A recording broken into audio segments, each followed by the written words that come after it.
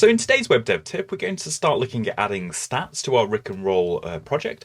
So this is going to be when a user accesses one of the short URLs that have been generated, it'll add a record that it's been accessed and where from, and then the person who actually created the owning the short URL and has provided it to other users will be able to access those stats just to view who's actually accessed it. So the first point that we need to address is that when a user accesses the short URL, in other words, they use it and they get redirected, we want to write an entry into the database to actually say when that has been accessed and where from. And there are different ways that you can do this, and the approach that we're going to take for our project is to take that existing record, the entry in the database that's got the short URL information, and add some more information to it. It's just kind of like a JavaScript object that's been stored into our MongoDB database. So we're going to add another property on there called redirect. It'll actually be an array, and we'll put in there some information about when the URL was used and the IP address of where it was used from. So let's go over to our code and start taking a look at that. So this is our existing redirect route at the moment. So you can see we take the ID, we find the URL in the database to make sure that it's actually a genuine record in the database, and then actually find the target for that property and then redirect the user to that target, which is the user's choice of which video to send someone to. So what we're going to do here, just before we redirect the user, we're going to update this particular result, this record in the database via this ID, and we're going to actually insert some values into this redirect property. And we can add that property in when we create the short URLs. So just in here where we're actually posting a new link into the database, we could, for example, set up a redirect array and just leave it as an empty array when we create the object. So that's not necessary, but we will do that just so we've got some default values in there. Otherwise, we'd need to just check for that the property not existing and create it if it wasn't. But that'll just make our lives a little bit easier here. So what we're actually going to do is make another call to our database. So this is how we access the collection, or similar to a database table within our MongoDB database. And what we're going to do in here, we can call an update function, but then we need to use some of MongoDB's syntax to update different parts of the object.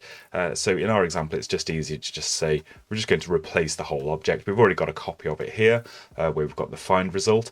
So we can just replace the whole object with this find result object and any other details that we want to. So first of all, we find the object via its ID, and then we're going to basically put the find result back in. So at the moment this isn't doing anything, we're just replacing the same object with the object that we've just retrieved from the database. But what we want to do is update that redirect property within the object. So we'll first get a reference to it, and we want to preserve any existing redirects that are in that array as well. So we'll say the existing redirects are equal to the find result that we've got, redirects, or we could just default that to an empty array. So that was what I was mentioning before about if we don't have a redirects property on the URL that's been created in the database. So this existing records variable now will hold either the existing redirects that of previous accesses of the URL, or it'll just be an empty array. And because it's an array, what we'll do is we'll say existing redirects.push, so we can push a new item onto it. So we'll push, and there'll be an object inside of each of these array entries, and the first property we'll put in the object is the date it was accessed, and we'll just set that to an ISO string of now. If you prefer to use a different date format, then feel free to do that there, but that will just put today's date exactly as it is when this entry is being written right into the database. And the other thing we want to put in there is the user's IP address. And this will only be a temporary thing because I think you need to be careful when you're storing information like this, and in terms of legislation and what you're allowed to actually store in a database. So we will be changing this in a future tutorial, but just for the moment, we're going to store the user's IP. So we'll say in the request object in Express, we've got access to the headers.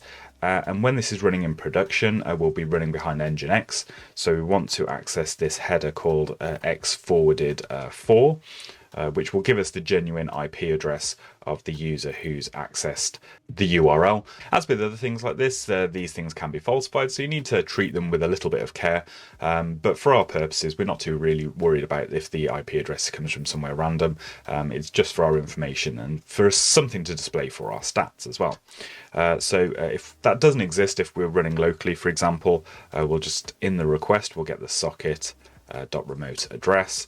And that will just default to localhost, so we'll either get an IPv4 or IPv6 address, but that will just let us know where the users actually access this from. Okay, so we've updated this variable, so we've created a new entry into this redirects option. We just need to actually make sure that's actually saved into the database here as well. So here, where we're actually doing the replace, we're spreading in the existing find result, so we're just copying the object back in to the database, but we're going to update the redirects property, and we'll just set that to the existing redirects, so that should hopefully preserve any previous entries and add that new one that we've just created in the array. So that's pretty much all we need to do. That will now update the URLs in the database to have this redirects property, and it will insert a new record into that each time the route is accessed. There is a slight problem in the fact that we don't actually see that information coming back to us, and I'll show you what I mean by that.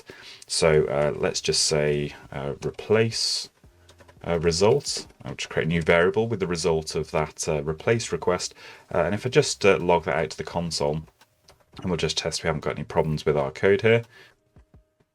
So if we go over to our app, let's just create a new one, a new rickroll URL. We'll copy it and we'll access it as well. So you can see the redirect is still working.